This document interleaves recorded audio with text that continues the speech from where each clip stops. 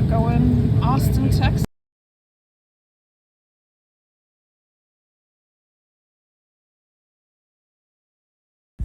I'm in the hotel shuttle at the Dallas Fort Worth Airport, taking a little tour of terminals E, D. We're heading B next, and then they'll drop me off at A. So no, I did not get to Key West. I got to stay in the Big D last night. All right, here's the morning, the second morning of travel. The sun's out.